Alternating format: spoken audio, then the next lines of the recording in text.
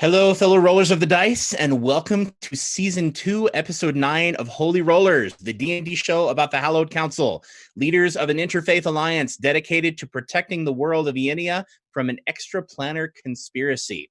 So we'll do a few brief introductions. We are down one vampire tonight because unfortunately JT is off persecuting small flying creatures with firearms.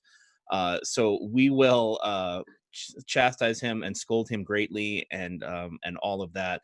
But we will certainly celebrate his return, and we'll just see what happens to his character in his absence. Otherwise, we'll start with introductions, starting with Ryan. Hey, I'm Ryan. I play Lachlan DeLay, Bard Paladin of Sindel, Goddess of Love and Truth. I'm Jeff. I play Gizik. I'm the Hag. And sometimes I follow Sigrun, the goddess of witches and hags and runes and all of that stuff. Hey guys, I'm Ben. I play Morokhan. He's the monk cleric of Hamina, goddess of the sun. And I am Sage of Sorcery, also known as Matt. I am your humble dungeon master for the evening, and I am quite pleased to be with you. We have a fun game planned. I can't wait to see how you react to some of the lovely things I have prepared for you. But first, we'll do a brief recap. So, last time on Holy Rollerz, the party battled a cleric of the Archdevil of Pride, Navariel, in the streets of the city of Horta. Accompanied by two shield clerics of Bestera, the goddess of healing, the devil priest managed to infect the clerics with him with a raging pride that caused them to attack the party when the party refused to come to their local chapel to sign up for the Living for the Day program. As the Just Blades arrived to arrest everyone, Sir Emilio de Chartain, an elven heartseeker knight of Sindel, arrived to intercede and took custody of the Hallowed Council. Escorting the priest to the Abbey of Ardor, the love goddess's shrine in the city of Horta, the clerics met the Mother Abbess, Radiant Mother Kimber Mirrorshine, a voluptuous dwarf.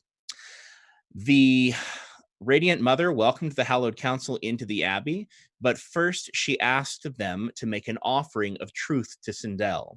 Each of the clerics was asked to answer two questions, one about their deepest love, and the other a personal question inspired by revelation from Sindel. For the answers, see episode 8. They were juicy.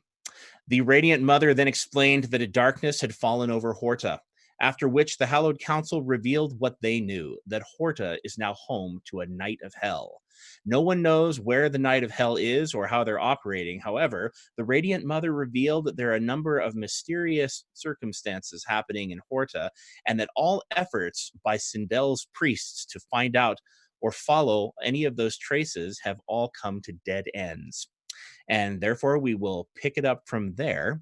So after you have all of the conversation briefly about that, and her telling you that she did not know that there was a Knight of Hell, the Radiant Mother looked at you for a minute and she says, well, I suppose there's time enough for that, but I think you'd probably enjoy the chance to refresh yourselves, and that will give me the chance to be alone with Lachlan for just a little bit. We can discuss his knighthood and how to elevate him.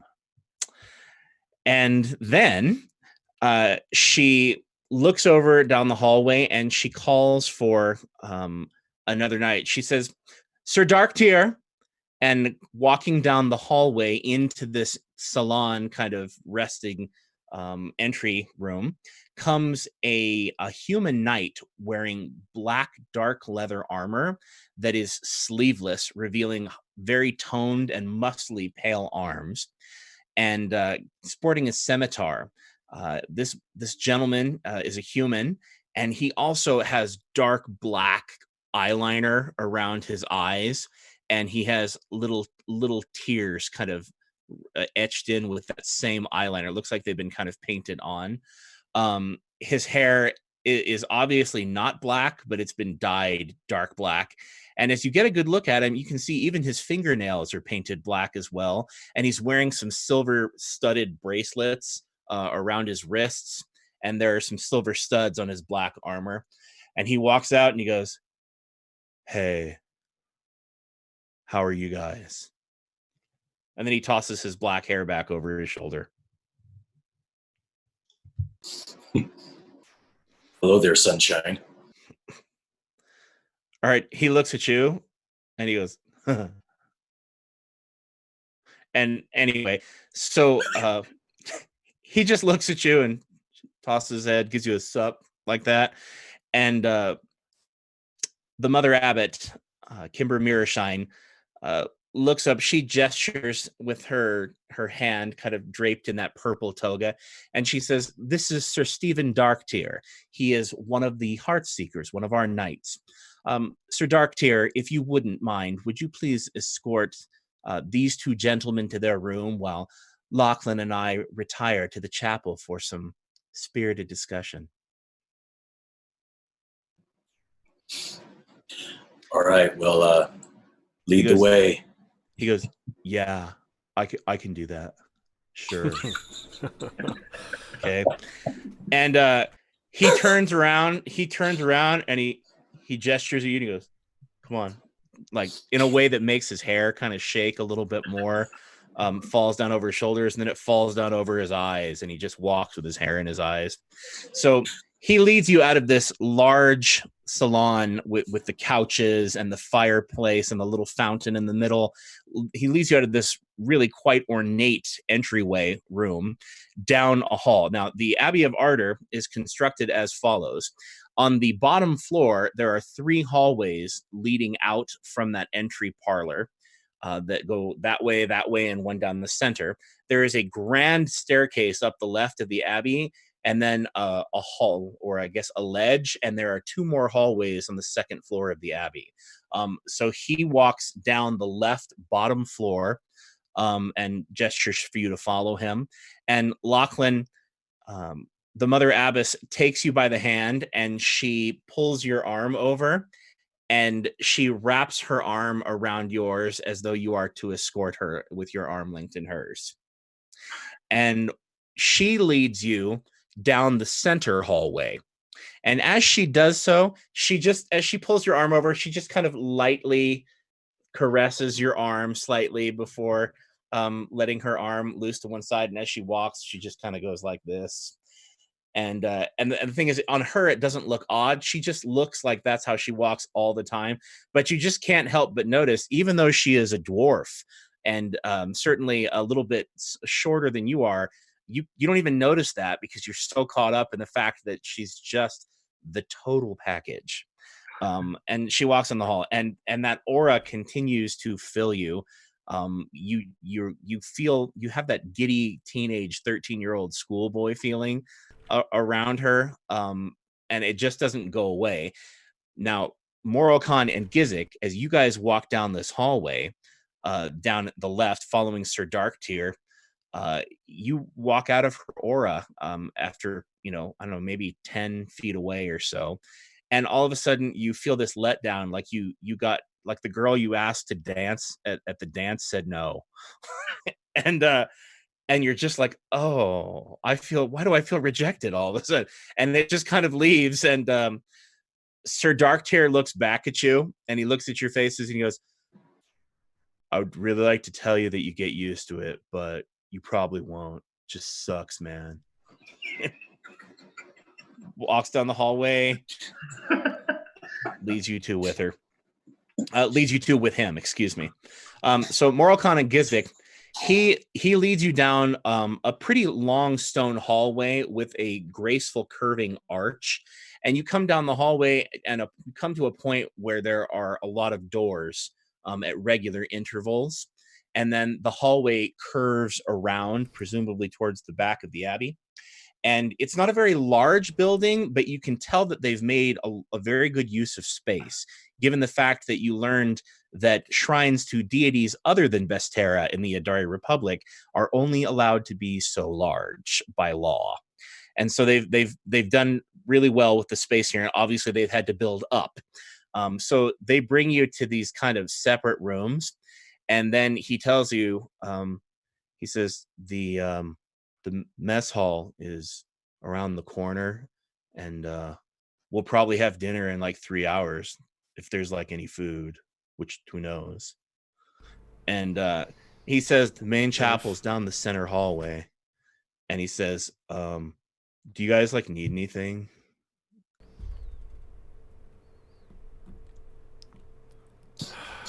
You seem so chipper. Would you grace us with a song?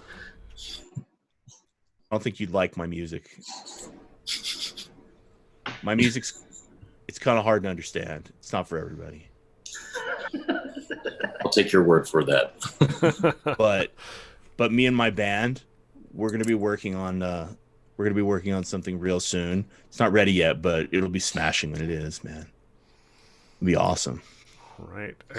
I think we'll be able to get anything for ourselves just as well, if not better, than you could get it for us. So thanks.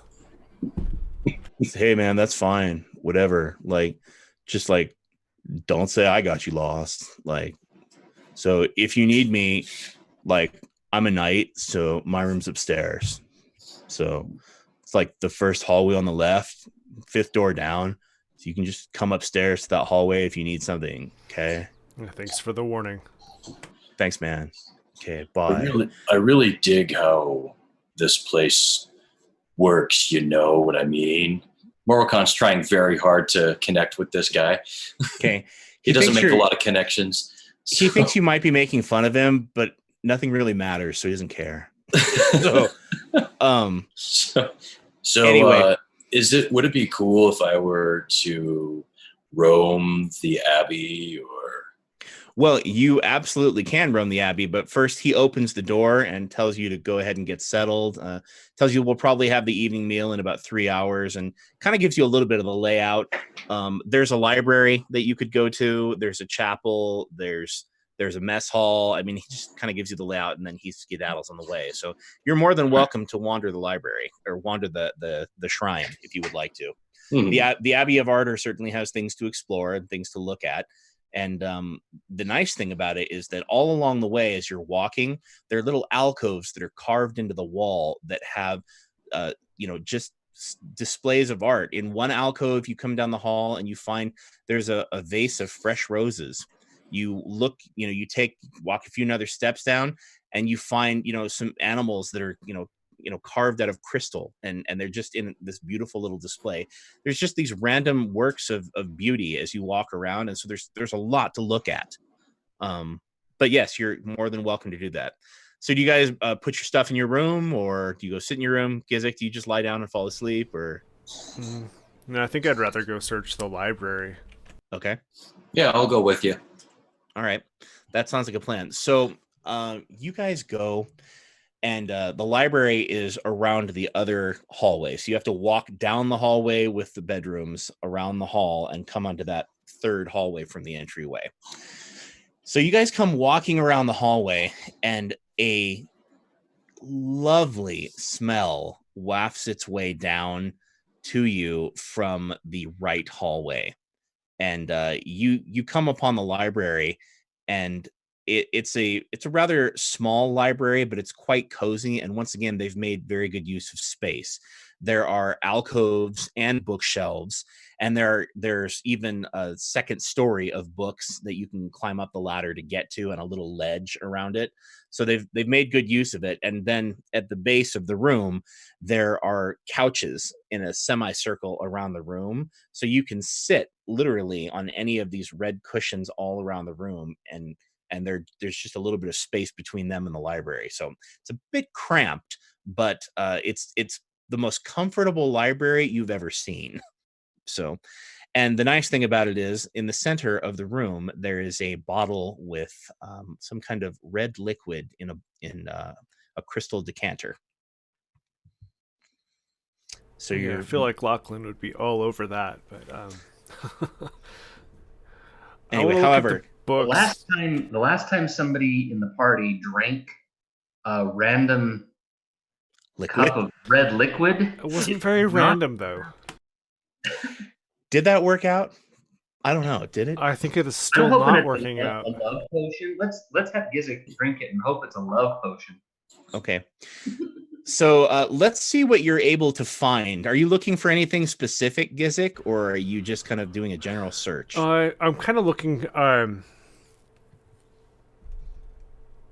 history, rumor, that kind of stuff, things that might talk about magical artifacts or things that, various powerful people might have lost or left behind. All right, make a perception check for me. Let's see how well your search goes.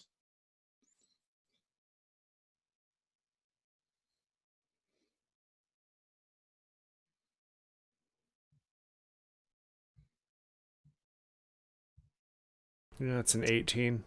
That's an 18. Okay, that's pretty good. So you're kind of just walking around this, little circular or little, oval shaped room and whatnot behind the red cushioned couches. And the couches, by the way, the frame of the couch has been painted. It's wood, but it's been painted gold. So you've got kind of this Queen of Hearts kind of looking, furniture. And you're walking behind, and you're a little bit squished as you're trying to look at the books. But you find quite an impressive selection of all different kinds of texts. Now, one thing that you do notice is it takes you a while getting past the shelf after shelf of tawdry romance novels in order to find kind of what you're looking for. Once again, I think Lachlan would be all over that. There's all kinds of, and then there are several shelves devoted to poetry, and then you find and some of it's good, some of it's bad, and some of it's really inappropriate, or depending on who would call it, some of it's quite salacious. So as you're going along and watching this, you're like, what does that mean? Oh, you're like, wow. Any good limericks? I can't believe somebody put that on a book title. And then you come to the books of artwork, which are picture books, and they are all different kinds. It's like there's a book about flowers. There's a book about the human body. There's a book about the elven body. There's a book about human and elven bodies together with just lots of different, things. So you find all kinds of things on the beauty of specific races. And then you come to a high shelf where you find a book about arcane matters. And you go flipping through the books, and you find one, The Tale of the Witch of Alderac, which is quite interesting. That is not a book that you ever had, Gizik, on your mother's bookshelf. She wasn't really interested in anyone else's version of The Witch of Alderac because she was a member of the Coven and she lived it. So you do find a very interesting record you've never read before about the witch and her coven. That's one of the most interesting things you find. With an 18, you also find a ritual book. Oh, all right. I think I'd kind of like to slip both of those books into my bag. Okay. Who has the bag of holding? I think Lachlan does, doesn't he? I'm pretty sure he does. So you stuff these two books into your bag. Okay. You go flipping through the ritual book, and you find the Remove Affliction ritual. You also find the Sending ritual, and you find the Linked Portal ritual in that book. And you can slip that book right on inside your bag. There's nobody in the library at the moment. I was going to say, is there a librarian or any? No, this room is this room is not big enough to have a librarian. Okay. They don't deserve these kind of books. They should go somewhere. Do I find any books on Hamina or dragons or dragonborns or anything of my ilk? You can find items on all of those things. There's a section that's dedicated to works of religion that you can get kind of like basic tomes on any number of things. You also find in the shelf the holy tomes of Hamina and several other gods that are allied. You find the holy tome of Bestera and a number of other works like that. You do not find the holy book of Nalok or Vana or any of the darker gods, but you do find ones that are traditional allies of Hamina.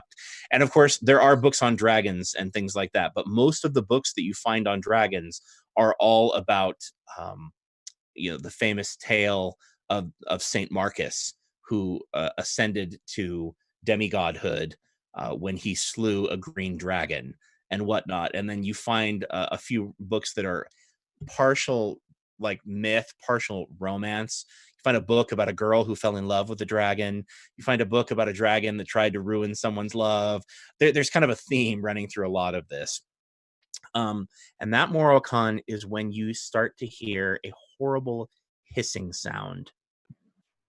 Oh, no, not here. Not again. Is there anyone in the room yet? Is there anyone in the library? Nope. There's Nothing. not only is there nobody in the library, but there's nobody down that hallway. At least not yet. Do I hear where the hissing is coming from? It's out in the hallway. It's out in the hallway? I'm going to go follow that sound. Okay. So you go walking down the hallway, and do you say anything to Gizik, or do you just walk down the hall? Oh, no. Gizik, do you hear that hissing sound? Gizik, you don't hear no hissing sound. No. It's the same sound that cleric was making in the streets. I'm just going to go follow it.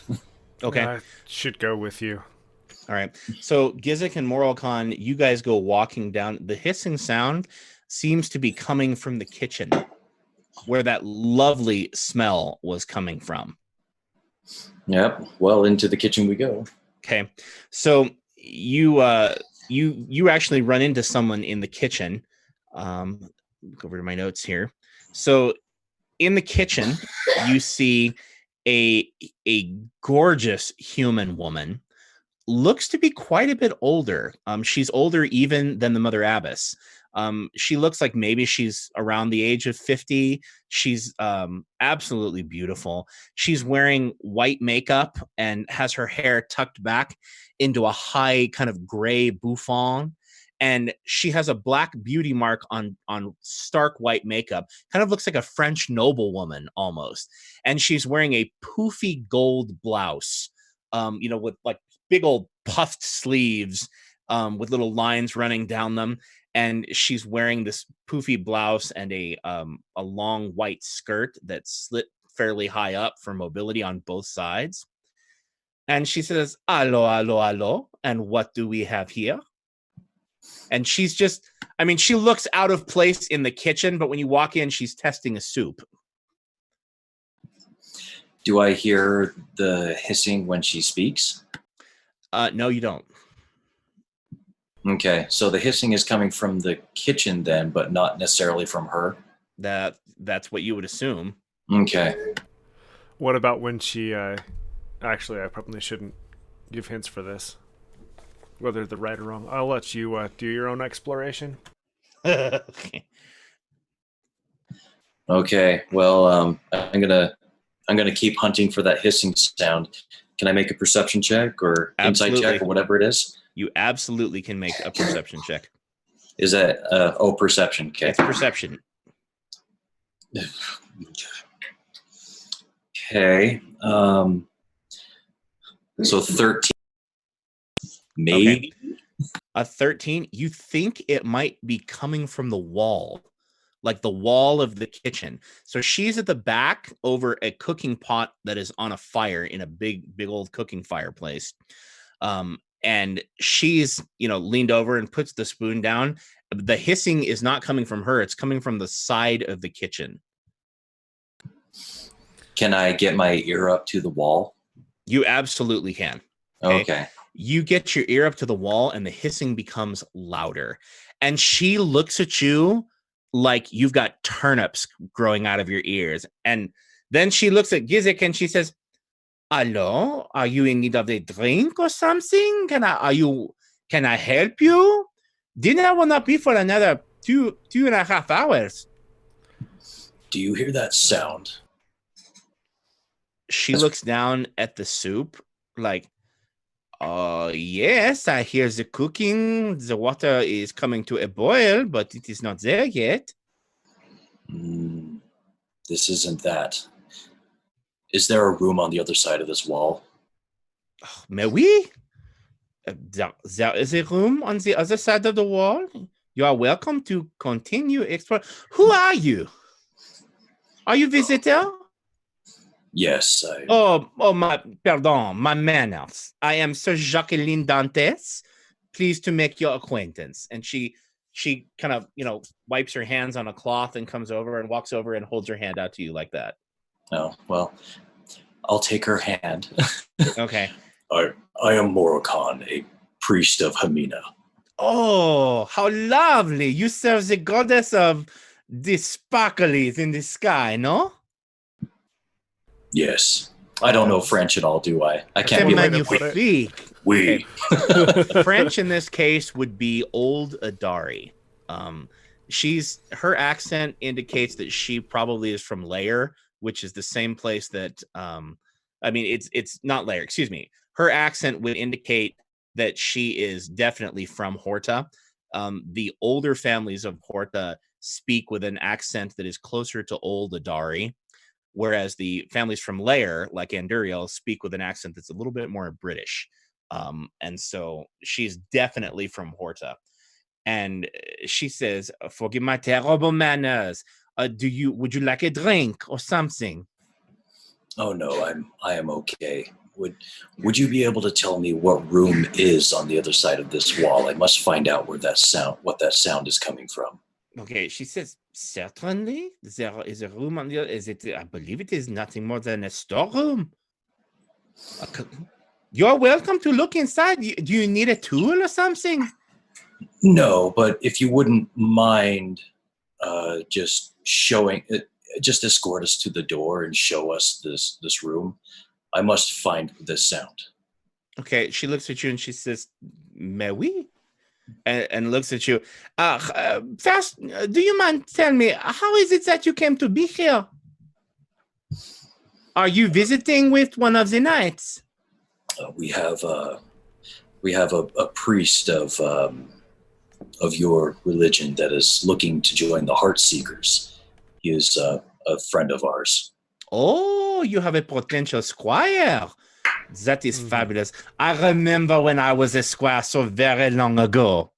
It was quite the interesting experience. Let me tell you the tale. You see, Cinder, she put before you several tests. And she goes off, like keeps talking for a while. And I put my hand on her back and bring her out the door so she can show us. Okay. And we will leave you right there. And we will switch over to Lachlan. Oh gosh, okay. Okay. No, small cliffhanger. Right. Lachlan. So Radiant Mother Abbess Kimber Mirrorshine leads you down the center hallway to the Chapel of Sindel, which is kind of just down the hallway and to the right slightly. And it occupies much of the very center of the abbey itself. And she leads you down there. Once again, down the hallway is the same kind of artistic displays that you see, but the center hallway is quite a bit more ornate. You see frescoes of beautiful paintings. You catch a painting of Saint Delia Idira, the demigoddess of beauty that you recognize from the story of her apotheosis, when she turned back an entire army with nothing more than her beauty and her charms, so to speak. It was very, Lamanites falling before and chopping the people and then stopping because it was horrible, kind of dramatic. So anyway, you see a lot of this art, and it strikes you. I mean, you're already kind of caught up in the intoxicating aura that she exudes, but looking along the way, some of the art along the walls is just heartbreaking to look at. It's so beautiful. You wonder, looking at some of it, how it might have even crafted. You also pass some instruments in the main hallway. And then, of course, you arrive at the main chapel. There are 2 wooden doors to the chapel, and she produces from somewhere inside her purple toga a set of golden keys that are just as attractive as the doors themselves. And she slips the key inside these ornate wooden doors, and she pushes them wide open. And that is when you are welcomed into the Chapel of Sindel itself. Sindel's chapels, of course, are very different affairs than Bestera's chapels. It looks a whole lot more like a bedroom and a whole lot less like a church with pews and whatnot. There are silk curtains hanging all around the room, providing kind of little areas of privacy in the chapel where presumably people could walk behind, and they're all see-through, so they wouldn't get much privacy, but they're nevertheless, they create the illusion of little rendezvous points that people could meet at. And of course, in the very center of the chapel itself, you see a beautiful pool that is kind of just sitting at ground level, that is it trails off in 3 different directions in the room, with water flowing and presumably into some kind of a pipe system in the wall, and the water is just kind of running through there constantly. And you look, and the pool itself that it sits in sparkles on the bottom as though it were coated in gemstones of some kind. And it's difficult as you walk into the room to remember why you're even here, because you're caught up with the beauty of what you see around you. And so she walks down to one corner of the room, and she's careful to trail that long cape of hers that flows backwards.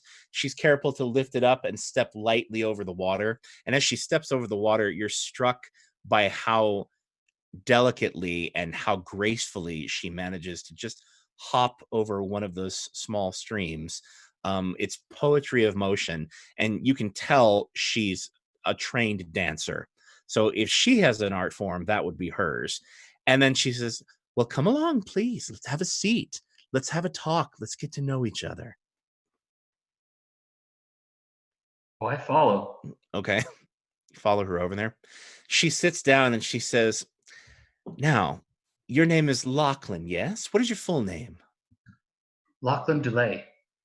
Lachlan Dulay. Now, oh, forgot the dice. Good thing I have them right here.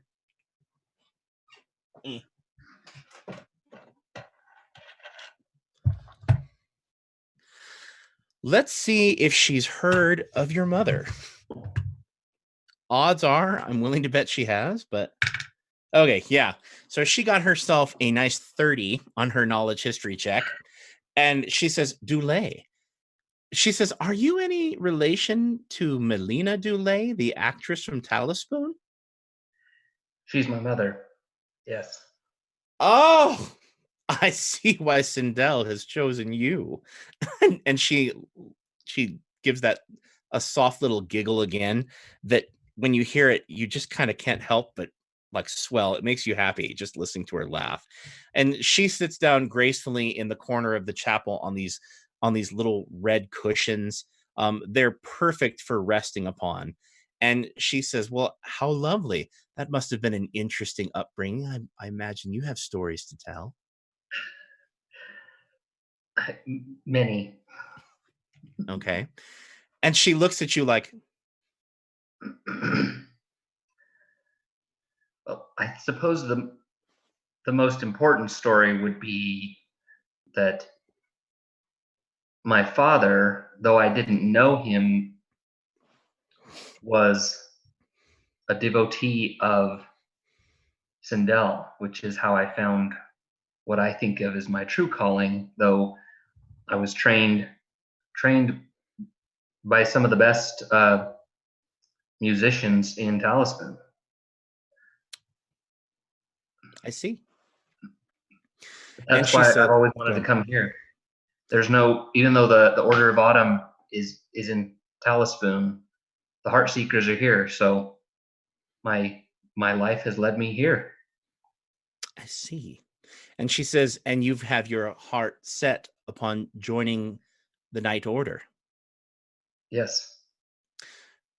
"Well, that's remarkable. I'm curious. You are part of the Hallowed Council, yes? Yes. And what position do you occupy on the Hallowed Council of the Divine Fellowship?" I'm the voice. Now, you'll forgive me for asking this, and please don't take my question as proof that your admission to the knighthood would be impeded by your calling. But I'm curious, why would you want to become a heart seeker given the lofty office that you hold?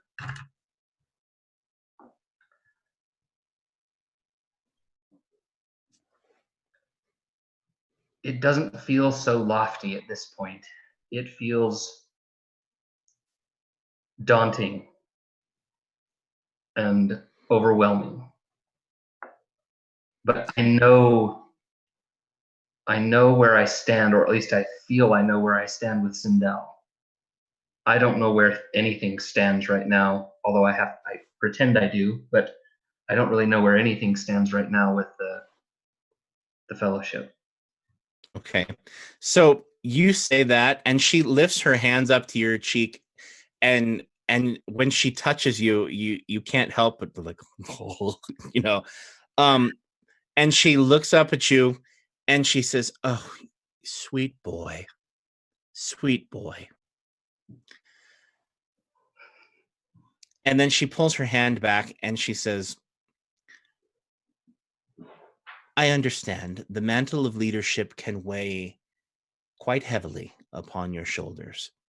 It is something of a concern, and I'm glad that you've come. And certainly, should you wish to join the order and take your vows as a knight of Sindel, I cannot think of anyone more suited to the path that the Heartseeker walks. Sindel does have requirements, but for one of your heart and one of your position, I think that you will find yourself equal to meeting the challenge. But before we discuss that, I want to talk with you about the way that you carry yourself. When you introduced yourself, when you first came in, why is it that you did not introduce yourself by the office that you bear?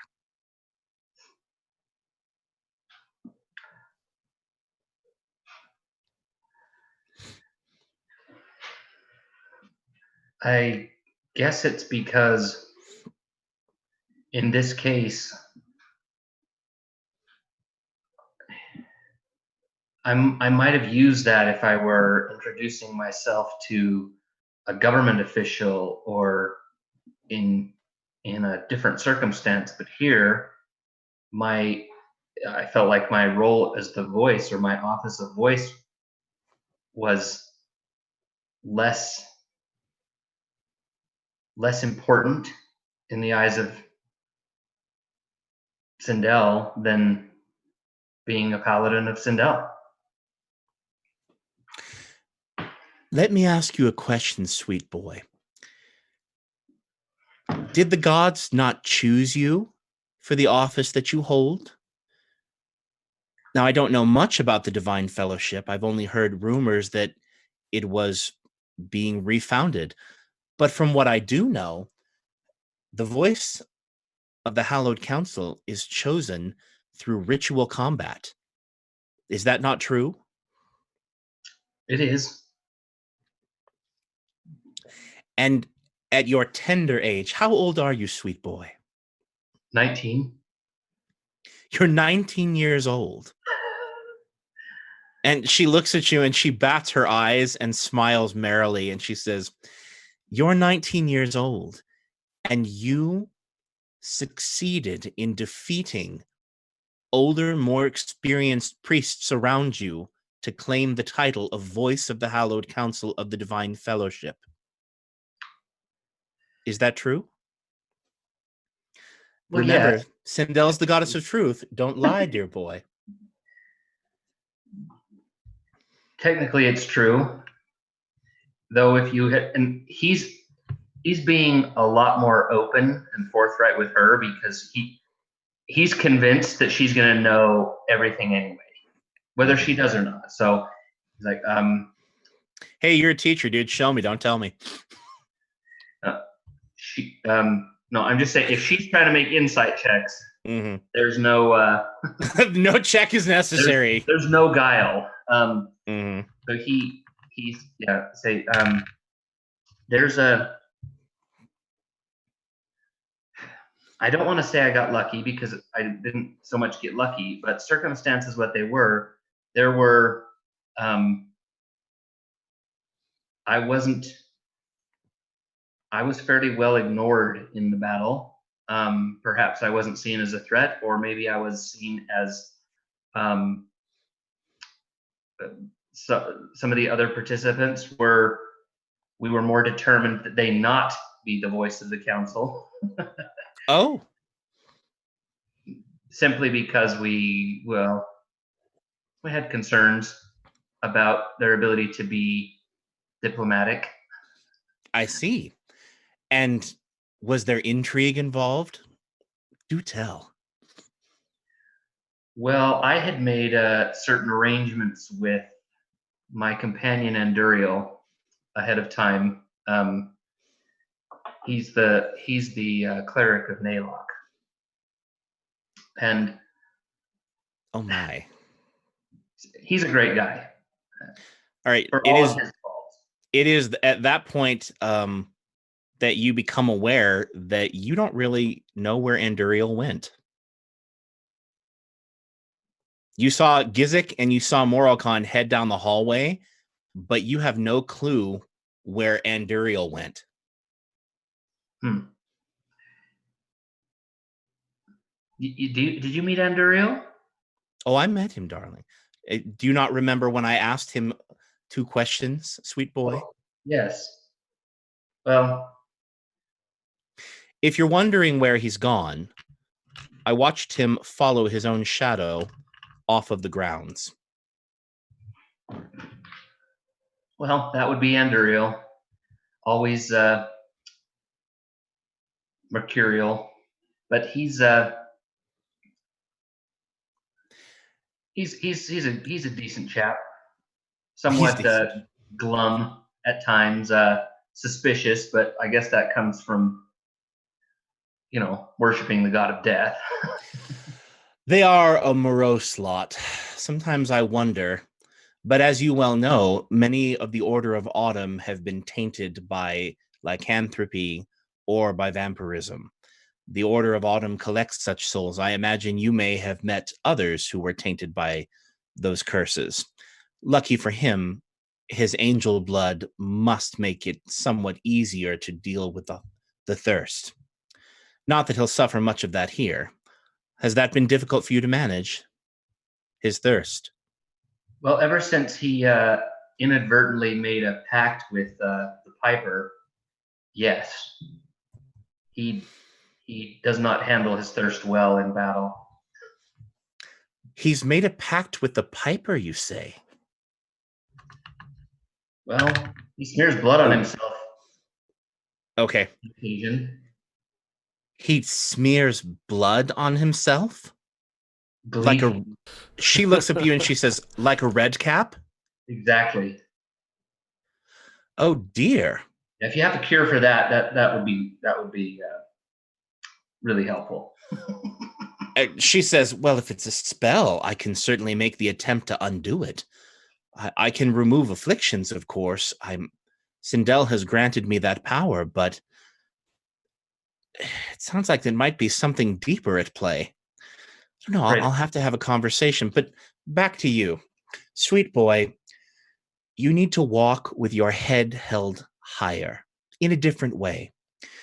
The gods have chosen you for this austere office, and I don't know that you've paused to think of it yet, but not one god chose you, not merely Sindel, but all of them. The fact that you succeeded in that ritual is certainly indicative of that. Do you feel the connection to the other members of the Hallowed Council? Very much so. And are you aware, do you understand how to draw upon their power? I felt it, but I've been reluctant to do so because I don't know what the outcome would be. Well, I wish that I could tell you, sweet boy, but unfortunately, I don't know anything about how you would go about doing that. I only know that once a voice is chosen for the Divine Fellowship, they are then linked to a degree to all of the gods. Now, do you think that someone who is linked to all of the gods, to whom he may look to have his prayers answered ought to walk into a room with his head held high? I do think he must, particularly when it's a head as attractive as yours. And she boops you on the nose. Well, speaking of my head, can you do something about this? Okay. She goes, oh, no, sweet boy. I wouldn't dare. I wouldn't dare try to interfere with something that St. Delia Adira has decreed, if in fact that's happened. However, you should know that your affliction is not uncommon, and I am not unaware of the problem. You certainly don't believe you're the only one who's had his beauty marred before, do you? No, but I didn't expect to get such marring until, I don't know, I was much older. All right. So she squinches just a little bit closer to you in a way that kind of makes you uncomfortable. And she takes you by the hand and she says, now don't you worry, sweet boy. And then she kind of like trails her finger just down your ear and down your neck. And she says, you're not the first disciple of Sindel to have his beauty marked, and I will guide you through the process of repenting of whatever you have done. Now, I don't know what sin you might have committed or what you might have done, but I can tell you that it's always about learning a lesson of some kind. Sindel means to teach you, and whether that is through Saint Delia Adira or some other way, she needs you to become strong. If you are to be the voice of the Hallowed Council, and you choose to take the vows of a knight of Sindel also and become a heart seeker, she must have you strong, and you have to expect that she's going to test you. Do you understand, sweet boy? I think so. Do you think, knowing the vows of the heart seeker, are they going to come in conflict with my responsibilities on the Hallowed Council? Can I do them both?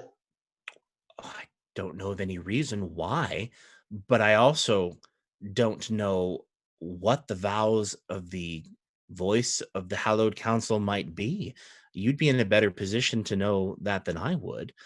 I can tell you that the vows of the knighthood to become a heart seeker, a knight of Sindel, they are vows dedicated to love, justice, truth, and beauty, the things that Sindel herself champions. Now, as to the reason why you've been marked, do you know about Sindel's condescension? Make a knowledge religion check. That's a meager 18. Okay. Sindel's condescension refers to the reason why she was absent so long from the world of Yenia. Sindel was cast down by her fellow gods, by the previous pantheon of gods, before the outer gods came to rescue Yenia, into a series of mortal forms. And she was forced as a goddess to live out her life as a mortal over and over and over again. And she rose to prominence in almost every lifetime that she lived out. She rose to become a queen. She rose to become an influential leader, a great musician, but she was always cast down into a mortal form. And she says, Sindel is not the goddess of humility, but she tempers love with justice. And it is because of the suffering that she goes through that she insists that we also have justice in our heart and that we learn similar lessons of humility. And she reaches up and touches your wart and she kind of wiggles it playfully. And she says, you have to understand that when you walk in a path where you are humbled, that you walk in the path of Sindel herself. Now you think about that and dwell a little bit less on what it's doing to your beauty and what you're meant to learn from it. You understand? Now, in terms of repentance, it may be that the tests to become a heart seeker are exactly what you need in order to be able to atone. I don't know what else St. Delia Adira might have put before you if you claim that she is the one who has done this to you. But there are 4 tests that you must pass to become a Knight of Sindel, a Heartseeker. The test of love, the test of justice, the test of truth, and the test of beauty. And she wiggles your wart again. As a side note, is that little wart of his like one of those, like a spring door stopper, like brrr, brrr. It's pretty big, and it's not getting any smaller. And what's worse is that there are multiple hairs sticking out of it now, and every time Lachlan plucks them, like they regrow like pretty quickly thereafter. So she says, now let's talk about the test of beauty. Your beauty has been taken from you, and perhaps passing the test of beauty on your road to knighthood might be a way that you would be able to atone.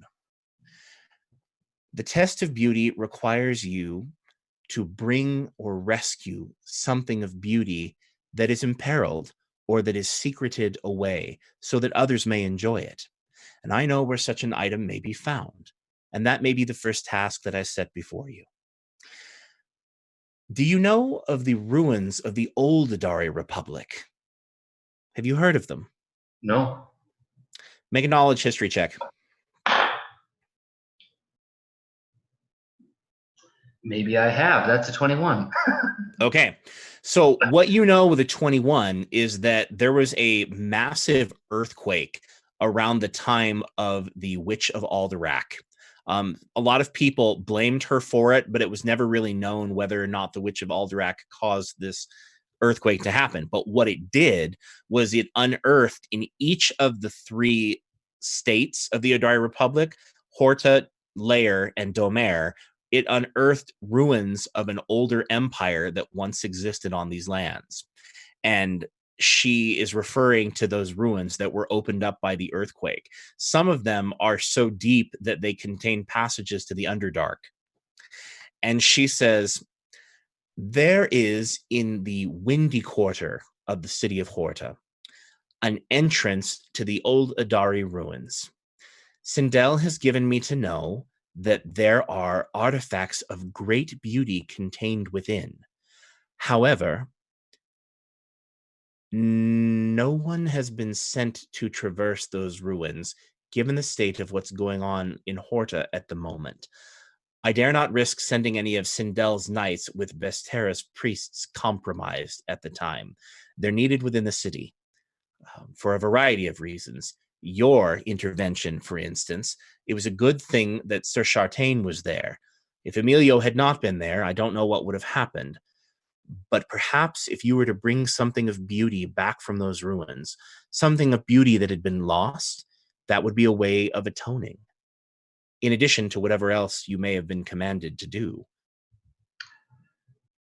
Well, let me ask you about that, because she told me to help my companion Gizik with his mess, to make him, help him, I don't know, beautify him. And See, I think I've failed to do so. But I mean, he worships Sagroon, for crying out loud. It's just painful. okay, you say that, and she goes, and she just kind of, she titters a little bit, and she says, well, now, that is your particular cross to bear, I suppose. I can't help but find it so humorous that the gods have put you together, Nalock, Sagroon, Hemina. It's like the beginning of a joke. She says, I know. It's hilarious, and he's so good in a fight. You should see what he can do. But then trying to talk to him, it's like he makes Anduriel the vampire cleric of Naylock looked like a fun-loving jester. Okay. She says, she tosses her head back and claps and just laughs. And it's not one of those laughing at you laughs. It's a laughing with you kind of laugh. And she says, oh, sweet boy, now let's consider this. She says, beauty is not only about the outward appearance, although I do believe there's quite a bit of work that could be done there as well. You know what else is beautiful? Confidence is beautiful. Attractive, even. Dare I say it, sexy. Okay.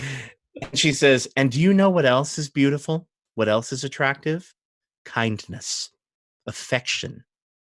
All of these things are attractive. Perhaps if you were to try to teach Gizik one of these skills to help make him more attractive, then perhaps that would be another way of atoning. It would show Sindel and Saint Delia Adira that you know where beauty comes from. What do you think, sweet boy? Any tips? I believe I will leave that to you, sweet boy. And she says, just think about it. Why not try to teach him some kind of a social skill? Maybe even practice it with him. In fact, you might use some of the other knights. I'm sure they would be more than willing to participate. In fact, we needn't even tell them. You can just have him hone whatever skills you think would make him more attractive and have him approach one of them. Perhaps might even start some kind of liaison. I will do my best. All right, she says, oh, wouldn't that be delicious? What an offering. Okay. And then she says, now, I believe beginning with the test of beauty is perhaps the best place to begin. There are other issues with this. The entrance to the old Adari ruins in the Windy Quarter. There's something malignant about that pit. Now, not every entrance to the old Adari ruins are mysterious or even particularly dangerous. However, people who have gone poking around that entrance in Horta in the Windy Quarter have been missing. And yet every time we have attempted to track down those who people say have been missing, no one seems to know who they are. It's altogether mysterious and quite disturbing. I really don't know what it means, but I think it would be a good place for you to begin. Perhaps the Knight of Hell himself that you mentioned is even festering at the heart of that pit. Sounds like a worthy quest. Okay. She says, I believe so. In any case, it's a place for you to start, dear one. Now, do you believe that your fellows will be enough to accompany you? Or perhaps should I send Sir Jacqueline or Sir Darktear with you? Would you like someone from the faith to accompany you, or would you like to walk alone? I think it best that I go with my companions. We have a certain synergy. I'm sure you do. We may appear like a group of misfits, but because we do. Sometimes the strangest pieces tend to fit together the best. All right. She cups both of your cheeks with her hand, and she says, I think your troop is positively delicious. Oh, great. We're a troop now. Okay. And now we'll switch back over. Okay. So Sir Jacqueline, Moroccan, and Gizik leads you over to that supply room, and she opens the door, and she says, I do not hear any sound coming from in here. Is there something? Is it dark in there? No, it's not dark in there. If she opens the door, the torchlight from the hallways is illuminating it quite well. Okay, I'm going to step inside. Can I can I still hear it? Can I make a insight check or make another perception check to see how well you're hearing it? Okay. Oh, jeez. Okay. 20. Okay. Is that a dirty 20? A dirty 20. I have no perception. No, it's a natural. I have no perception boost. Okay. Okay, so you hear the hissing again inside of the wall. Like you lean up against the wall and the hissing itself sounds like it's coming from the wall. And that is when something very disturbing happens to you, Moralcon. Moralcon, you hear that hissing and then the floor stones collapse underneath you. And you are falling in the air, and you see below you is fire. You are falling into some kind of pit of fire. The walls of the abbey also collapse around you, and the roof of the abbey itself, that golden dome over the white stone, is torn off, as though it were I don't get a deck save or anything. It's by a deck save to prevent all of this from happening around you. No, to get away from it. Are you? No, I mean you can't get away from Earth, like as it falls beneath you. Watch me try. Okay, everything falls beneath you, and you realize that you have somehow crossed over into the nine hells. It's as though you stepped through a portal of some kind, and you land right on this kind of rocky terrain. Make a knowledge religion check, if you would, please. Oh, good. Something I'm trained in. It's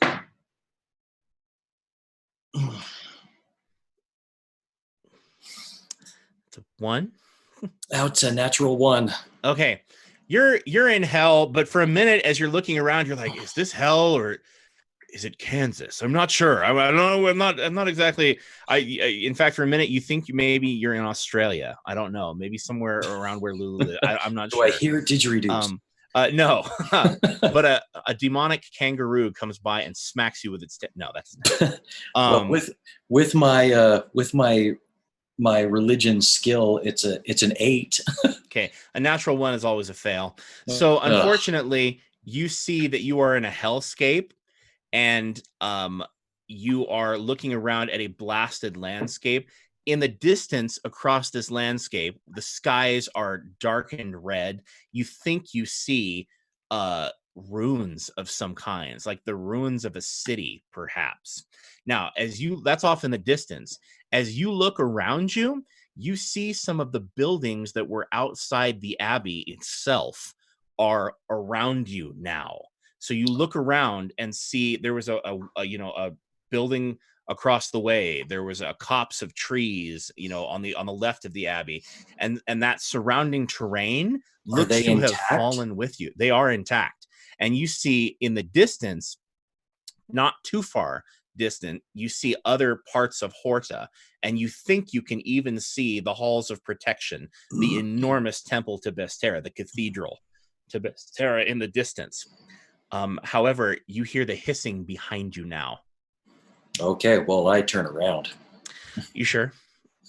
Is this a dream, or like the abbey, everything is just shunk?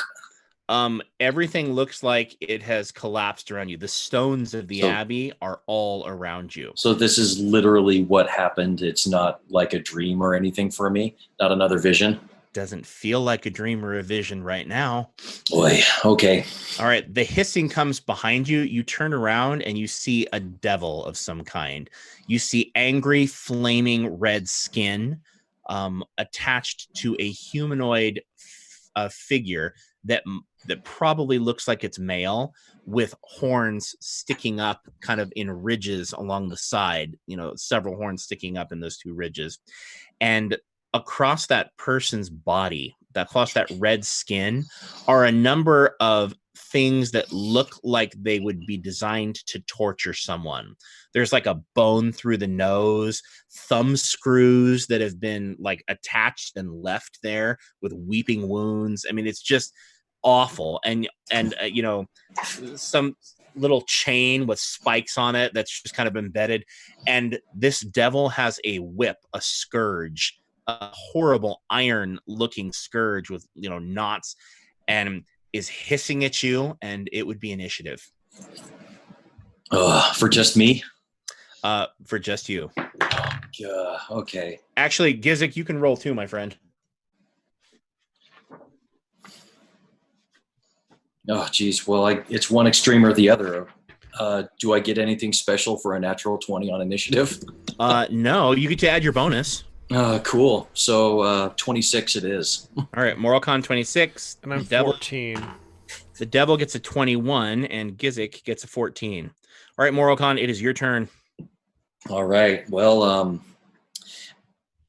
Fighting Fury stance, and I am going to... Didn't you already use Fighting Fury in the battle with the clerics of Bestera? Isn't that a daily power?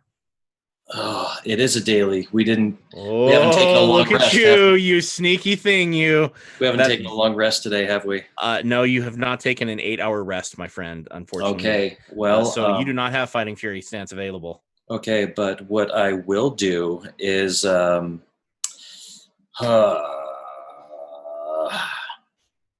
right, well, Eagle Claw Strike. Okay. I'm going to be quite surprised by this guy because he's like right in my face, right? I don't have to move. Oh no, you are adjacent to this devil, whatever it is. Okie dokie. Well, Eagle Claw Strike it is. Let's do this. Okay, AC 24. All right. Well, it targets Fortitude. Fortitude is 21. Okay. It's going to miss. Okay. Okay. All right, so encounter power, right? Eagle Cross Strike. Yeah, you come in, and this pain devil whips that scourge at your arm and kind of wraps around your arm a little bit and tugs your fist aside and then disconnects the scourge and hisses at you the whole time, like the whole time this is going on. That hissing is filling your ears. And I will also tell you that the features of this creature, as it comes closer to you, resemble or look like someone you may have seen before. I'd like you to make an insight check, please.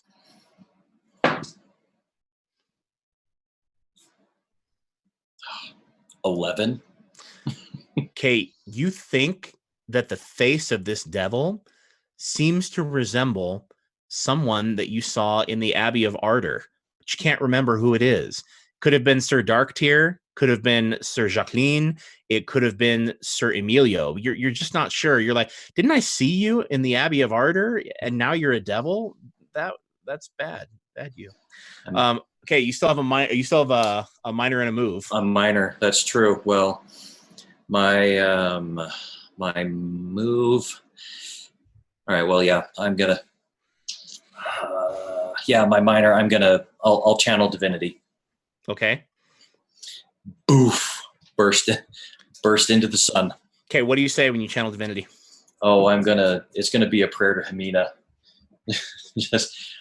I did not expect this to happen today. So if this is my path, then guide me. Okay. So you explode into sunlight, I imagine. And on the devil's turn, it will take how much damage is it? Because it's the devil's turn now. It's 1d6 plus 3. Roll it up. That's radiant damage, right? It is radiant damage, yes. Okay, how much? Oh, well, it's a day of extremes. Okay, well, that's it's 9. Okay. 9 points of damage. The devil screeches at you as its flesh is burned. And who knows? It looks like it's already suffering with all those instruments of torment attached to its body. Having you scour it, however, with radiant light might be a unique experience in the hells because it hates it. So it's like just screeches at you and just moves the scourge back and forth. And now it is the devil's turn. Okay, it activates its aura of torment. A creature without the devil keyword that starts his turn in the aura takes 2 damage. You feel like your pain receptors are being stimulated. You know when you get a sharp pain in your head, like a headache, or a sharp pain in your foot, or just anywhere in your body that comes out of nowhere? Ugh. You get them across your body in waves as you are close to this creature. So its aura of torment will take 2 hit points from you at the start of your turn. Okay, and that is what it's going to do. It hates this whole aura nonsense. It's going to shift back 1 square away from you and use waves of pain. Does that cause you to... do you leave its aura? Do I leave its aura? Excuse me, does it leave your aura? How big is your aura of sunlight? Oh, it's a burst one. Okay, so it's now out of your aura, not wanting to really feel the burn there, and it's going to use Wave of Pain on you. What is your AC? 20. Well, do I have my new armor or? Yes. Okay. Yeah, so it's 20. Okay, that is a 23, unfortunately. So much for that new armor. Okay. All right, you take 16 points of damage. Ouch. And okay. you are slowed until the end of the devil's next turn. So just my movement speed is... Just your movement speed is down to 2. And what basically happens is that aura of sharp pains, the devil just screams at you, and it's like, "Ah!" like that. And as it screams, pain just comes off in waves, and it's like the worst migraine and that time that you broke your leg, and it just showers your body in agony. And it's not psychic damage. It's actual pain and wounds and kinds of things. They're not real breaks or anything, but it's so real that it's not even psychic. That's disturbing. That is its turn. And it already shifted back, so its turn is over. Gizik, my friend, it is your turn. Morokhan is crashing about in the storeroom and smashing into shelves and has just called out to Himina and has lit up the storeroom like it's the 4th of July with his sun aura. So you should be able to see. Sir Jacqueline looks at you and she's like, what is he doing? Is he having some kind of fit? Yeah, this kind of thing happens. Okay, she just looks at you in horror. She's like, my shelves! Like, I love that Gizik is just comfortable when bedlam is happening. This has been happening a lot. Okay, that's your little conversations, your minor action. You have a move and a standard, Gizik. You are about 2-3 squares away from Morokhan right now. I'm gonna try to... How far down am I? You mean how deep into the room are you? Right, and we've all like crashed down, right? No. You've crashed down. Gizik is watching you. Crashed down. The whole falling down to hell thing was all in your head. Maybe. Oh, great.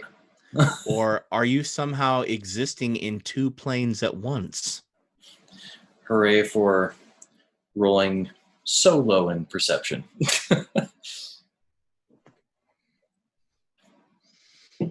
You're going to try to bewitch him, you said, Gizik? I was going to, but he's not really an enemy. And that target's an enemy, so... You can treat him as an enemy for the purposes of this encounter. For the whole encounter, or just for right now? Yeah, I will try to bewitch him then. Okay, go for it. Morokhan, what's your will? 23. Yeah, you got me. What effect are you choosing? I'm going to slide him 1 away from the shelves. Okay. So this is a pretty small storage room. So the best you can do is slide him 1 square back deeper into the room, and that will take him away from the main body of the shelves. Yeah. Does that move me 1 square closer to the demon? Yes, it does. All right, let's do that. Well, he's back in my aura. Okay, he is back in your aura. Okay, is that all you're going to do, Gizik? Yeah, that's it. Okay. So you just pushed me into farther into the room. Okay, Morokhan, I'm trying to reduce the damage you're doing in your wild You are panic. back in this thing's aura of torment. You take 2 points of damage, and it is your turn. Ugh, okay. All right, well. I hear you like sunlight. Let's see if you like some more. As my fists glow up and I cast Brand of the Sun Okay. at this dude, which is it's a 19. What's his AC? 24. Gosh dang it. Okay, well that misses. Okay.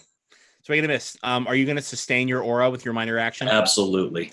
And are you gonna use your move for anything? As long as it's closer to him.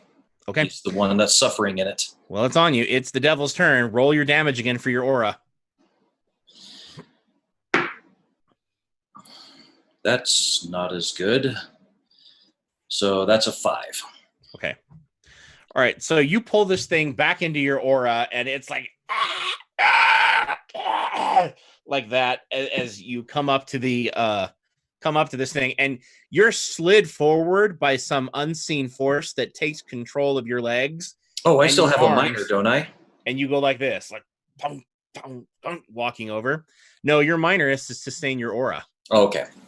So, although you can use your move action to sustain your aura and use a minor action that you might have. Yeah. Yeah, I'll do that then. Okay. I'll use my move to sustain my aura. And then I am going to Dragon Breath this mofo. Okay. Oh. Ugh.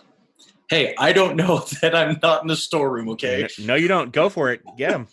So that's a 19 against reflex. That's a hit. Okay. Burn, baby, burn. Oh boy. Okay. So that's 8 fire damage. Okay. You breathe fire out over this thing, and it does not seem to phase this devil creature whatever. And as you look around the blasted landscape, you're not shocked by that at all, given the fact that you're on a hellscape and you can actually see brimstone falling from the sky in some places. Is he immune to it, or just... Well, he looks like he shrugged that off pretty easily, so his resistance must be fairly high. That doesn't necessarily mean he's immune. Now, make a knowledge religion check. I'll tell you what kind of devil you're dealing with.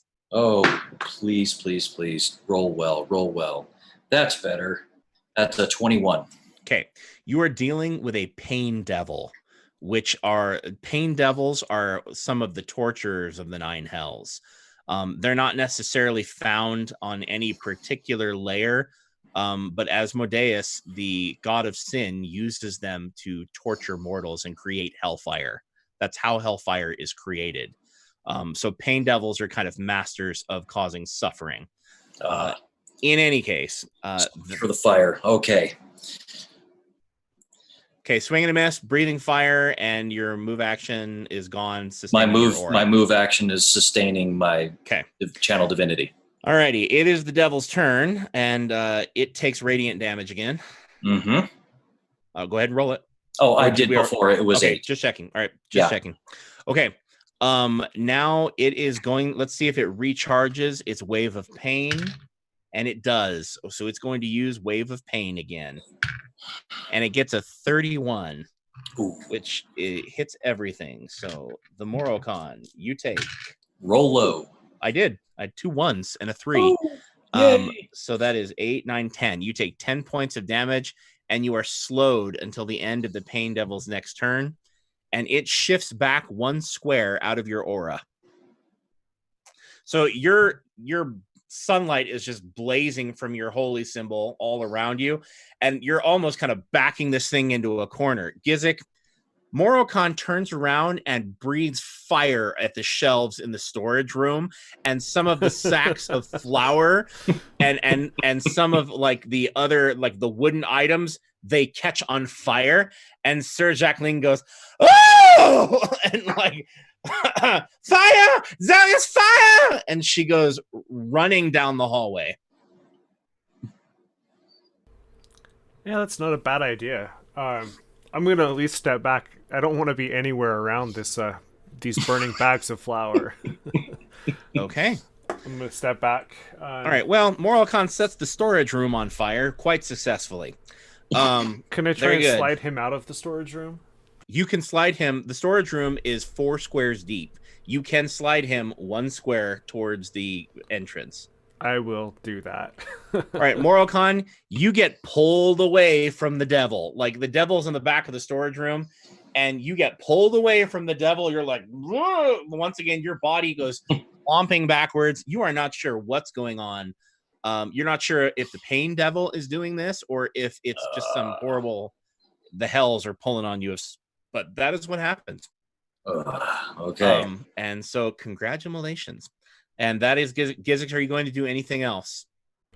Besides step back and pull him away? No. No. Okay.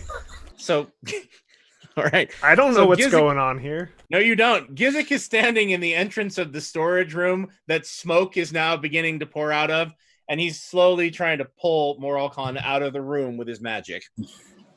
Which I can visualize. I can see the whole thing. It's just beautiful. It would probably be faster if I just grabbed him and pulled him. Moralcon, you start your turn not in the Pain Devil's aura, so you don't take the damage. Hooray! What would you like to do? Can I make a perception check to see if Gizzix is still near me? Sure. Okay. Oh gosh. Okay. How about a 10 this time? You are disturbed by the fact that wherever you have fallen, Gizzix and nobody else in the Abbey seems to have fallen with you. Okay. You are alone, and you don't even see anybody off in the distance. You don't even see any like hellish legions like Batwing flying across the sky. You see nothing. All right. Well. All right. Well, I don't know how I got into this hell, but you're not leaving here alive. And I'm just gonna. I'll take my. I'm 2 squares away from that devil, right? You're 1 square away, I believe. I'm 1 square away. Okay. Well, back in we go. In for a penny, in for a pound. Right. Back in we go. Well, I don't know really what else to do. There's a devil in front of me, and he's killing you. Yeah. So I got to kill him back. So I got to hit him till he don't move no more. And let's see here. Sacred Shielding, which is that's a decent roll, which is a 26. That's a hit. All right. Against AC. So yeah, that's a hit, which is not terribly great, but it's better than whiffing. So that is that's a 9 points of 9 points of damage, plus I get +2 to my defenses. All right. So Sacred Shielding, you slam your fist into the side of this thing, and you just about knock it over with the force of your blow, but you hit it, and it seems to be like, oh, it seems to relish the pain, which is like really disturbing to watch. And in the back of your mind, perhaps, you're like, you seem determined to inflict the kind of pain it won't be able to ignore. Oh, yeah. All right. Will you be sustaining your aura then with your... Absolutely. Okay. If he's gonna hate that radiance, then he's gonna take it. Okay, so that's your move and your minor. Gizzix, he steps back into the back of the room again. Although he does hear me shout. Yes. It does not recharge its wave of pain, so it needs to swing its scourge at you. What is your AC, Moralcon? My AC is irrelevant. It's a melee attack, yes? It's versus your AC. What's your AC? It's swinging the scourge at you. Okay, I'm going to interrupt with Water Gives Way. Ooh, what are you going to do? All right, how does that work? Okay, well, it's a melee interrupt, so I see him taking his scourge and swinging at me. I'm basically just going to just block it and see if I can use his momentum against himself to basically give him a knee to the chest and then throw him back behind me. All right, go for it. Its AC is 24. It's Fortitude. Its Fortitude is 21. Okay. Which is Ever. Oh, 21. Thank you Bada bing, bada boom. thank you for working. Okay. Which is a would you say he's charging? No. Oh, bummer. Okay. Then it's just 3d10. So that's a good roll. It's just 3d10.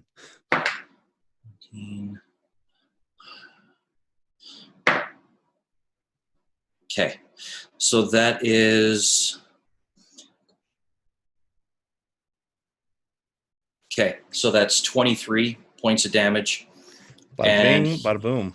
And he is thrown 2 squares behind me. And I can't remember if he's prone or not with this ability. I mean, we can look it up on your character sheet. Or look at, you can look, I mean, you're welcome to log in and look it up. I'll have to look it up. But okay. All right, so in the meantime, I guess he's not prone. So you 2 squares behind me. You rock his freaking world with that one, and you slam his head into a rock. What's that, Ryan?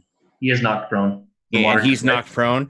He also looks like he can't take too many more hits like that. He's definitely bloodied at this point. Okay. Gizik, Moro-Khan throws a bag of potatoes into the wall, and he uppercuts and shatters one of the wooden shelves. I mean, it's just a disaster. And he also charges right back to the back of the storage room as fire begins to kind of take. Moro-Khan doesn't really notice the fire because, well, he's immune to 5 points of it. So he's not really noticing the fire that's on there. That would be Moro-Khan's turn. Now it is the devil's turn, correct? Oh, no, wait. It was the devil's turn. You interrupted. Right. Okay, so it will use its standard action to get up, since that's all it really can do. Oh, he did still take one more round of my radiant damage, right? Of my aura? Yeah, I didn't think so, yes. Yes or no, or because I threw him 2 squares away? That happens on his turn, not yours. Oh, okay. Okay. Okay, so Gizik, it's your turn, my friend. He's destroying this supply room, abusing potatoes. It's a waste of potatoes. I mean, I love potatoes. I don't know about the rest of you, but I love them. And he is just ruining the potatoes. Especially red potatoes. Yeah. They're lower on the glycemic index. I pull up my imaginary fishing rod and I start reeling him in. Okay. And he slides another square back towards me.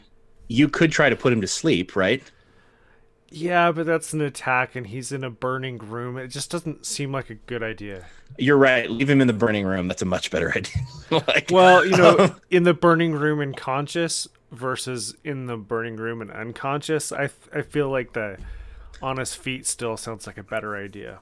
I think leaving him in an acid pool would be fun too, but I don't know that I would do that either. It's up to you. I'm not just leaving. I keep pulling him out of the room. It's not my fault. He keeps walking back in. Stop it. Okay. Okay. Eventually he'll tire out and then I'll be able to reel him in the rest of the way. Okay. So your holy symbol of Sigrund, that little vial of green liquid that you collected, begins to flare with green light the way that it does when you channel divinity. You may take that for whatever you would.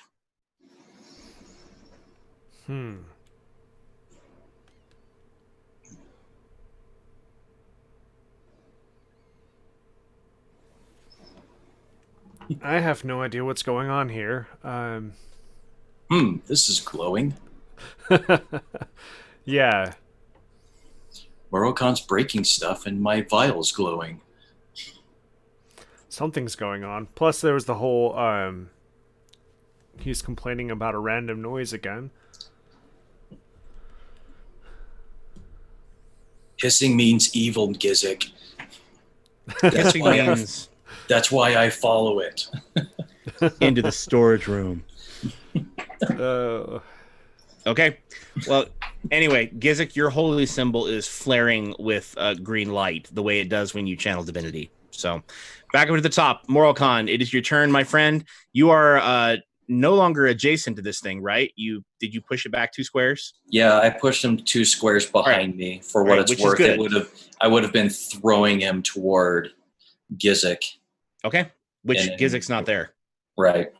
So which I don't know. You would be throwing him across the rubble of the floor that fell and blasted rocky landscape. Okay. So this would be my last round of my channel divinity, which I'm going to maintain. I'm going to get back up into his face and... So that's your move in your minor. What are you going to do for your standard? Brand of the Sun. Give him a good whack. You are going to die here, devil. Which is a... Math is hard, you know that? I'll do it for you. 20, it's a 23 versus AC. His AC is 24, unfortunately. Gosh, darn it. Okay. Do you have it? Oh, he's prone. You have combat advantage. No, I'm bloodied. Yes. I have a +1 to attack, so that's a 24. Okay. Well, it's actually a 26 because he's prone. You have combat advantage. So oh, cool. You definitely hit. Give him a good whack. What power are you using again? Brand of the Sun, which is 1d8 plus 4 radiant. Because he just loves that. He hates radiant damage. So that's 9. Okay. So 5 points of bludgeoning plus 4 radiant. You look like if you give him about 2 or 3 more solid hits like that, he would not be able to put up with it. So Okay. You come down. Where do you swing for? What does it look like? He's on the ground. So what does it look like when you attack? Oh, well, I'm going to jump on top of him and just, with my glowing fist, just scream at him, "You're going to die here, demon!" Ah! Okay. It's a devil, not a demon, and you do know that, but you're welcome to shout out whatever you want to in the heat of battle. So Moralcon Gizik leaps onto the floor in front of you and smashes his fist into the potatoes that he spilled and just makes a disgusting mess of a potato as sunlight flares and scorches the floor of the storage room. As a side note, am I cooking these potatoes as I'm yeah, you're as making I'm mashed mashing potatoes, them? yeah. Right. You are definitely in the first stages of cooking. I don't know that anybody's going to want to eat potato that's been smashed into the stone floor of a temple. Scoop but who it up, knows? put it in a bowl, they'll never know. Okay. So you go smashing it in. It's the devil's turn. It takes your aura damage. Go for it. Okay. Which is a 6. Very nice. And that's the last round of it, correct? That's my last round of it, yeah. All right. So you come up and it screeches and hisses like, no, as the sunlight just seems to burn that angry red flesh away, which is a sensation that it's not used to. Not a lot of radiant damage floating around the 9 hells. Right. And it gets scorched into it. It gets up, Moralcon, and starts swinging that scourge around and goes to attack you with the scourge and gets a mighty 28. It hits. Unfortunately, it does 20 points of damage. Oh, jeez. Okay. And slows you again. What are you down to? I'm down to 8, but I'll be okay once my turn comes up again. Healing word. Okay. All right. It scorches you. Or not, it scorches you. It whips that scourge around and just rakes it across. And you hold up your hands to block, but you're kind of unused to fighting against this weapon. And so, unfortunately, you can't really block it without getting your scales hooked on a lot of these little barbs in the scourge, and it just rips across you and tears off some scales, leaves some holes. I mean, it's just pain, bits of Moralcon all over the place. I whip my scourge back and forth. Yeah. With my scourge. And yes, you do. And anyway, so that's what happens on its turn, and it had to get up, and that's what it does. Gizik, it's your turn. Moralcon is making a horrible mess all over the floor. Mm-hmm. It's just terrible. Still not sure what I can do here. Sir Jacqueline is running down the hall with a bucket of water. Why is she thirsty? Less than you would think, but at this point it was a double move for her just to get back to the entrance. So she is just at the end of the hallway.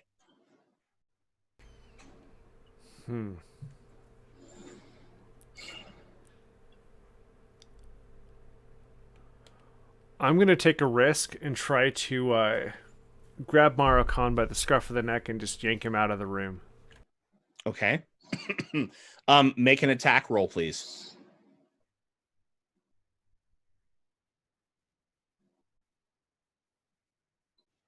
All right, that's a 19. Okay, Morocon, does that hit your AC? My AC, it does not. Okay, Gizik, you have combat advantage. That's actually a 21 because Morocon can't see you and is unaware of the attack. Does a 21 hit your AC? It does. All right, you got a hold of him, Gizik. You can pull. Now we make opposed strength checks. All right. 22. Okay. Morocon, what did you get? 17. Okay. I'm not rolling well today, guys. I'm sorry. Morocon, somebody grabs you by your robe and hauls you away from the pain devil. No! Out, and I mean, it's so weird. The first time it happened, you lost control of your limbs and you were walking yourself backward. This time something just pulls you through the air, and Gizik, you pull him out into the hallway with your move action. You still have a minor, Gizik. I'm going to use that to slide him one more space away. Okay. Upwards down the hallway or towards the entrance? I'm just further down the hallway away from that closet. Okay. Morocon, you go backwards and then like down the side, whatever's pulling on you.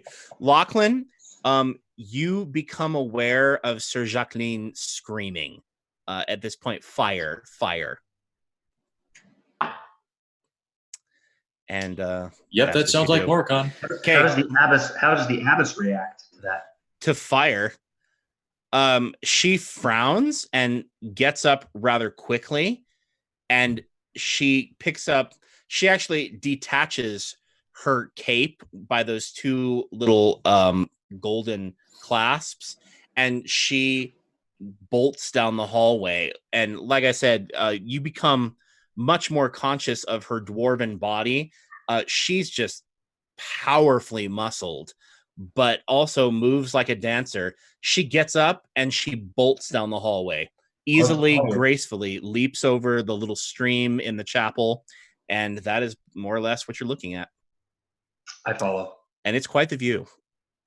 She's Hate to see you go, but love watch you leave. Yeah, exactly. Anyway, that's what's going on with you guys. Back over the top, Morocon, it's your turn. You take 2 points of damage in this thing's aura. Okay. Well, first things first. Let's healing word, shall we? And I'm going to use Amulet of Life so I can use 2 healing surges. So let's do.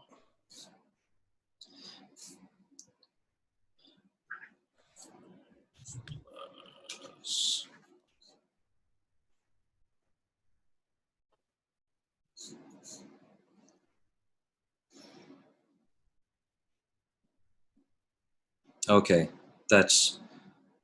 Whew. All right, I'm good. How far away is that devil from me? You are, now that he's pulled you back, you're at least 4 squares away. But you're not slowed anymore. Okay, good. Well, back we go. Okay, Gizik, he provokes an attack of opportunity from you if you choose to take it. Want to sock him in the crotch or something? See if you can knock him. Let's see. No. Okay. All right. Still grabbed? What's that? Isn't he still grabbed? Not You really, have because to- I gave him some forced movement after the end of me gotcha. pulling Yeah. him, so that kind of breaks the grab. Well, him pulling me away like saves me from 2 points of damage every time he pulls me away. Anyway. So Kizik Morocon, you pull him out of the fire and he runs back into the fire. All right. And he doesn't notice it because it only will do up to 5 points of ongoing damage. And he ignores 5 points of fire damage because he has heat adaptation. Right. So let's do this. Which is a feat. And if you like heat adaptation, you can take it too. I highly recommend it. It's been a goddess send from It's Amina. the only reason why you haven't been dropped yet. Correct. Very nice. Good All choice. right.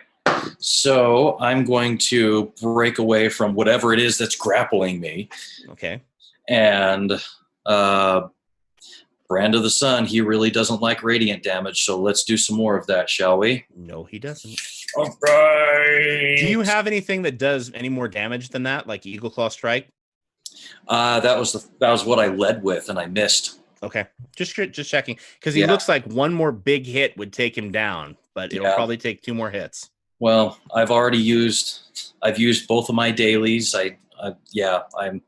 I'm down to just at wills at the moment. Okay. So yeah, let's do natural 20. Oh, let's see the backup roll. Let's see it. Big money. Big money. Here we go. Big money. Can you see it? Oh, yeah. That's a 3. Boo. That's okay. You still hit. I still hit. Okay. You still did damage. It's just a regular hit, though, right? Yeah, it's just a normal hit. Okay. Well, at least I hit him. You did hit him. Ooh, max damage. All Very right. nice. How much is that? All right. So 8 plus 4 radiant. Okay. So 12 total. Alrighty. Bada bing. Okay. At least I One got more hit something like out of that, this. and that'll be the end of him. So Good. that is Moroccon's turn. Now it's the devil's turn. Unfortunately, your aura is done. Right. Let's see if it recharges, and it does recharge Wave of Pain. And that's a 29, which I think hits you. You are racked with those agonizing, sharp pains again. It's not a bad roll. 7 plus 5, 12 points of damage, and you are slowed. Gizik, it is your turn. Morocon runs back into the fire, and he takes a wild haymaker swing at the onions, and they go flying into the flames. I hate onions. Can I throw in like a large steak too and just get the whole dinner? Well, this isn't a meat locker, but there may be a meat locker you could look for.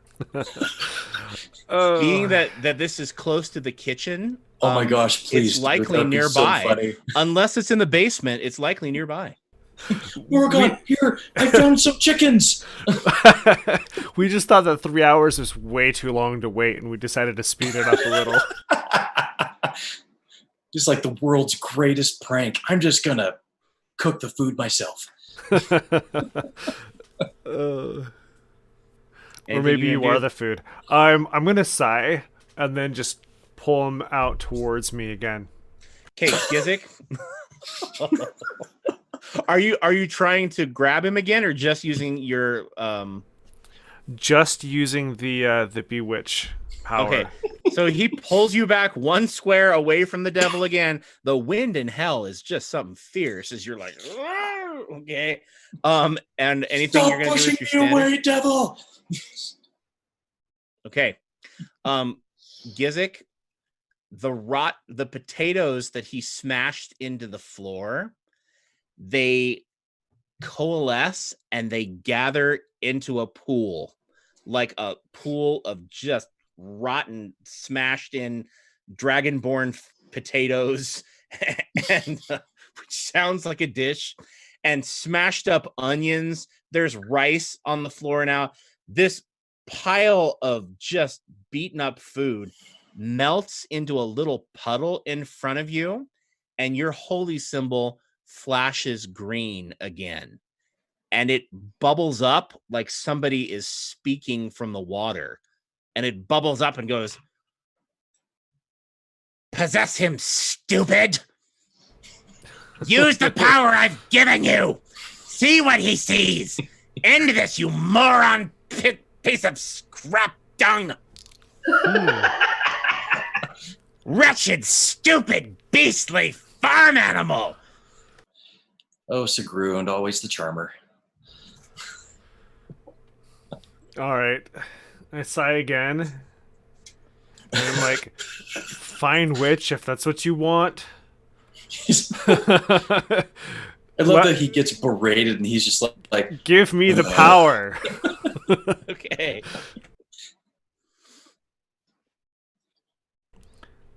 So I guess I'm getting possessed. Yeah, Are you gonna do it? You're getting possessed.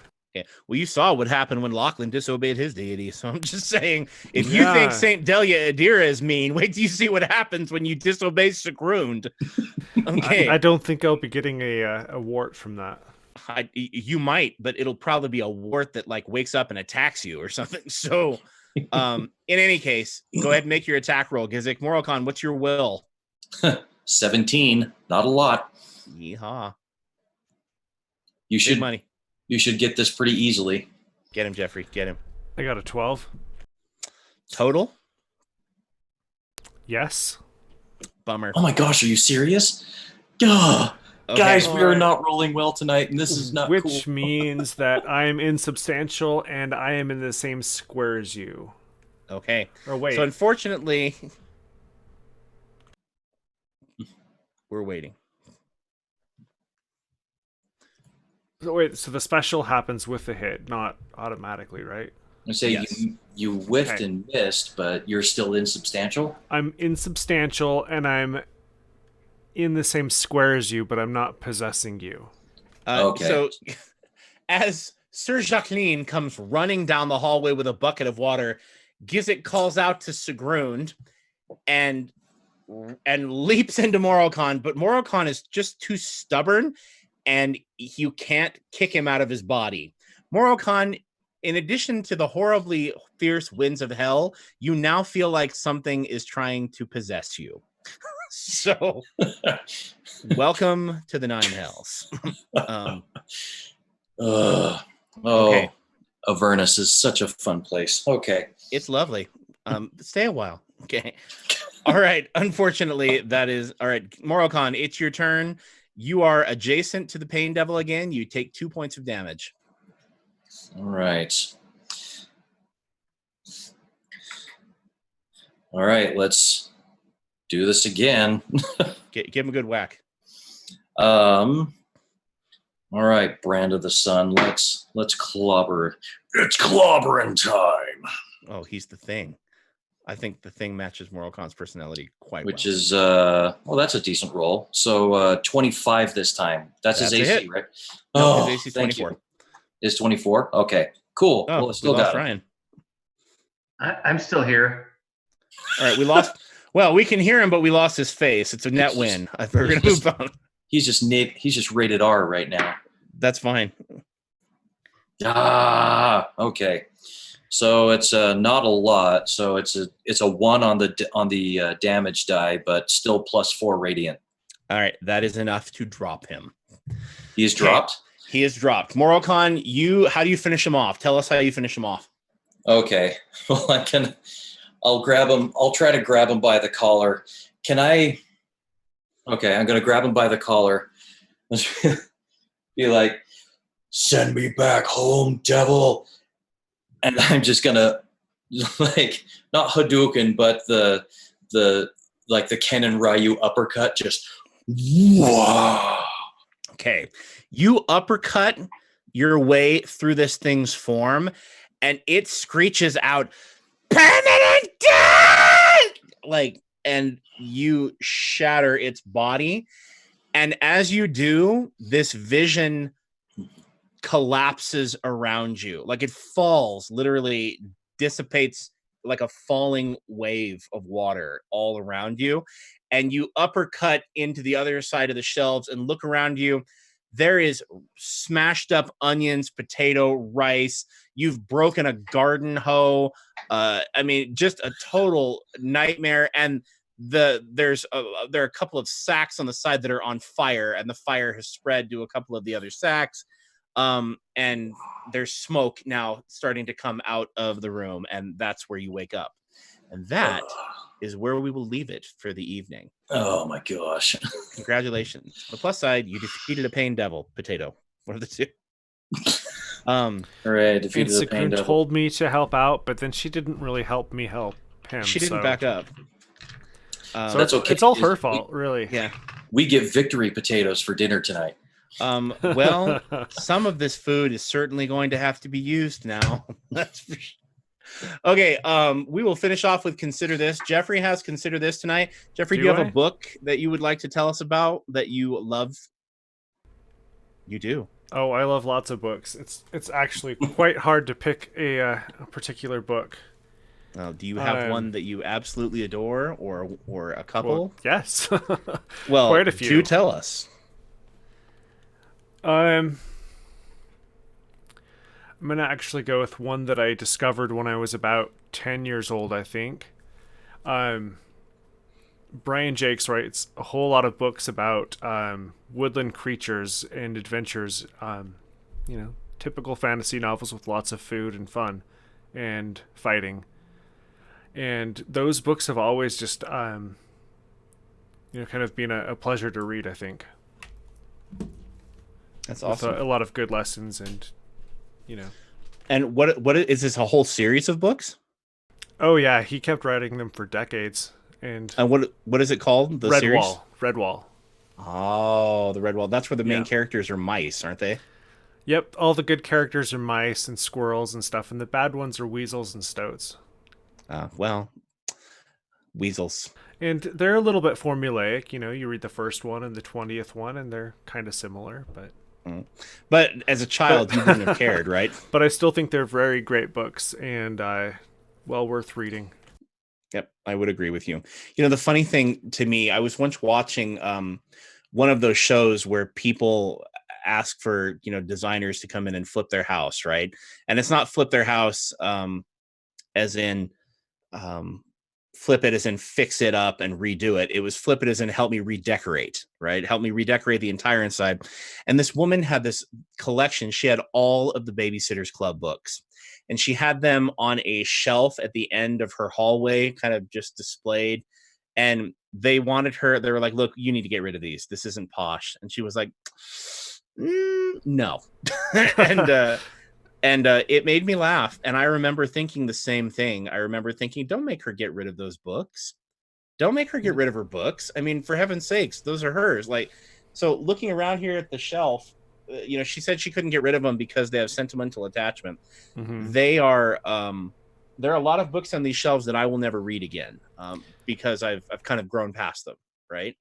But my kids have started to read them, and I can't think of anything better. So I love that. I think childhood books are important.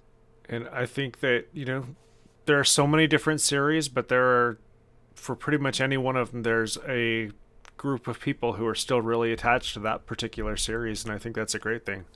Yep, I do Even too. if, the designer doesn't share that love for that particular series, I think that you kind of need to respect that that person does really like those books. And there's a reason why they still have them. I agree. For our listenership, what's that series called again? Redwall by Brian Jakes. I just thought his name was Jacques. Anything to add, Ryan? Ben? Maybe it is Jacques. I don't know. I think it's Jakes. I don't know either. Cool. Oddly enough, I've never actually read the series, so. Well, for those of you who joined us for this evening, thank you very much for joining us, and have a good night. Bye-bye.